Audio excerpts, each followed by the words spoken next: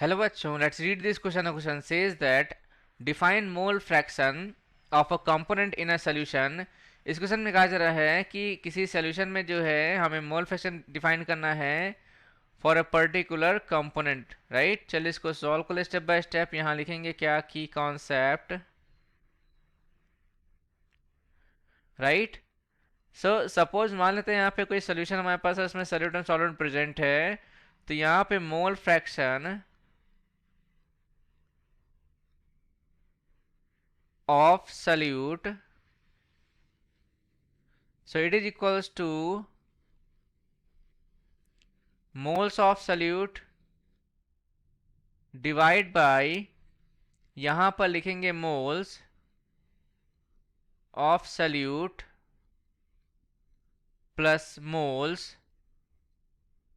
Of solvent, right. और उसी प्रकार यदि हमारे पास मोल फ्रैक्शन ऑफ सॉल्वेंट बताना है, so that will equal to moles of solvent divide by moles of solute plus moles of solvent, right. अब इसको हम आगे सॉल्व कर लेते हैं स्टेप बाय स्टेप। तो यहां पे कहा जा रहा है किसी कंपोनेंट के बारे में बताना है, उसका मोल फ्रैक्शन। तो यहां लिखेंगे मोल फ्रैक्शन ऑफ अ कंपोनेंट, ये क्या है, is the number of moles of the component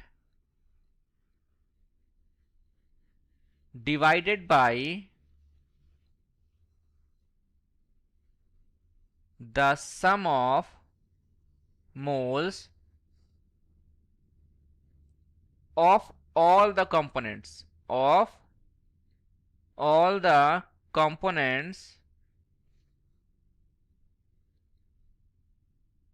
present in the solution। यानी कि हम कह सकते हैं कि mole fraction of a component जो होगा is the number of component या number of moles of components divided by sum of moles of all the component जो प्रेजेंट होंगे किसी उस सोल्यूशन में, राइट। जो प्रेजेंट होंगे कहाँ पे, उस सोल्यूशन में प्रेजेंट होंगे।